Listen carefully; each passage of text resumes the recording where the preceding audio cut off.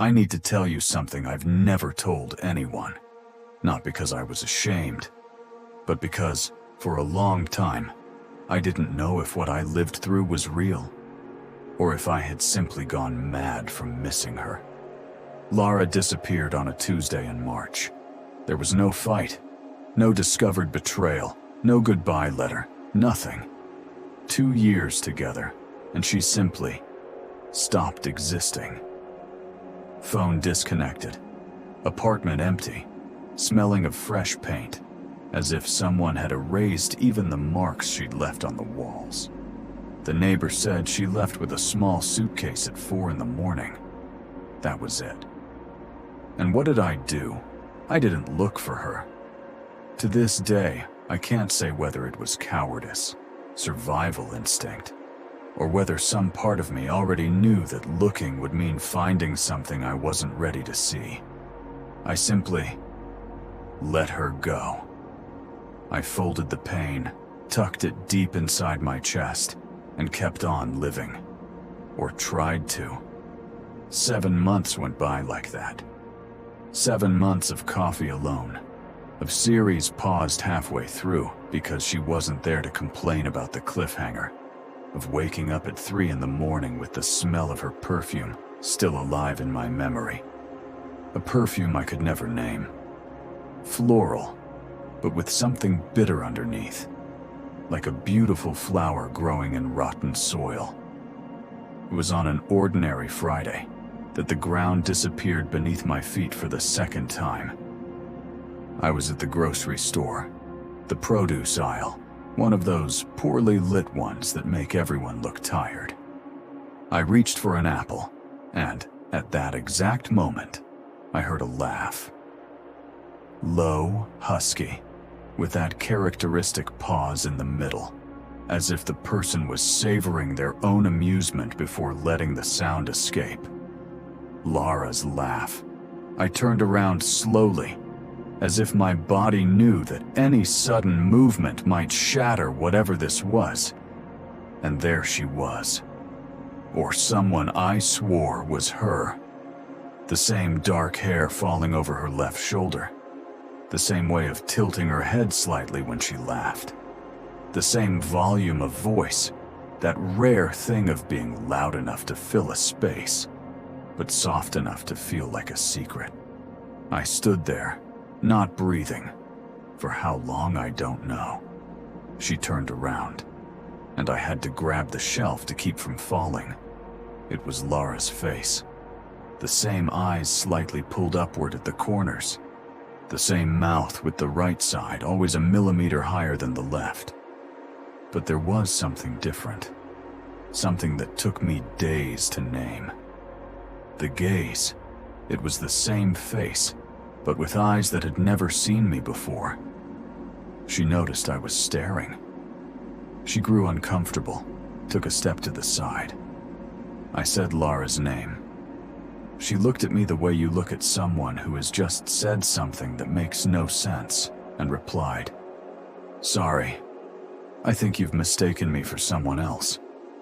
The voice, identical. Even the way she pronounced the consonants at the end of words.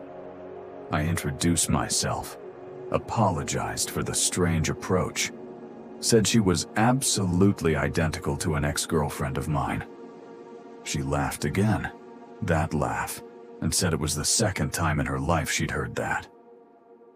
We ended up having coffee nearby. Her name was Iris. In the days that followed, I tried to convince myself it was coincidence. Projection.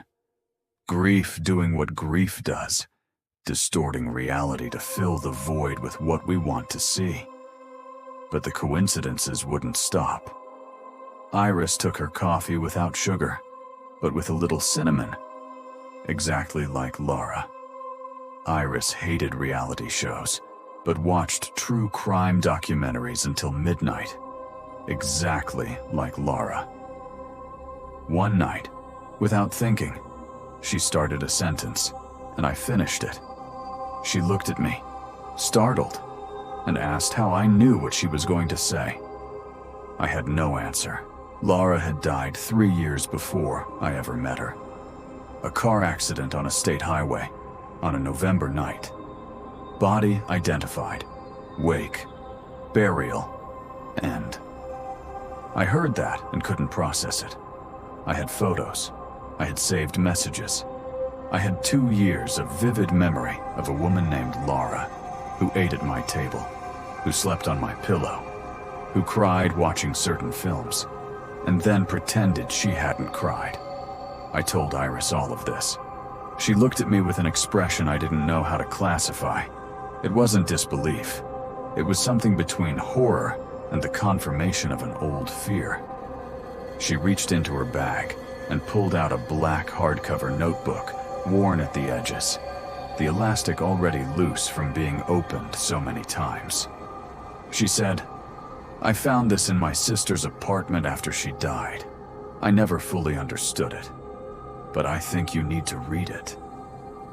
The diary belonged to Iris, not the Lara I had known, the real Iris, the one who died. On those pages, the truth was written with a clarity that hurt. The real Iris had been running from someone, a relationship that had turned dangerous, a man who wouldn't accept the end, who followed her, who threatened her. She wrote that she needed to disappear, that she would take her sister's name, that Lara, the living sister, had agreed, had handed over her documents, had helped build the lie. The woman I loved for 2 years was not Lara. She was Iris, the living sister, who had traded her name, her identity, her entire life just to survive. And when she vanished that Tuesday in March, it wasn't because she didn't love me. It was because the man she was running from had found her trail again, and she needed to disappear a second time. Without warning me, without explaining, to protect me or to protect herself, I still can't say for certain. The woman I knew as Lara was Iris. The woman I knew as Iris was Lara. The dead one was alive. The living one had died in fiction just to survive in truth. And I, caught in the middle of all of it, was the only character in this story who didn't know he was inside it.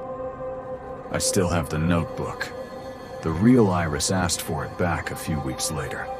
I told her I had lost it. A lie. It sits in my nightstand drawer, under a folded shirt, in the exact spot where she used to keep her own book when she stayed at my place. Because now I know. Now I understand the perfume I could never name. Floral with something bitter underneath.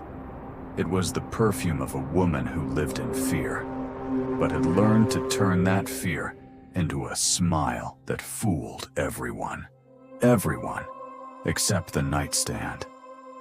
Sometimes I wonder where she is now, whether she's okay, whether she's built a third identity in some city I don't know, under some name I'll never find out.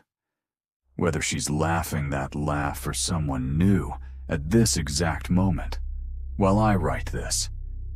And the question that won't let me go, the one that wakes me at 3 in the morning with a tight chest, isn't whether I truly loved her.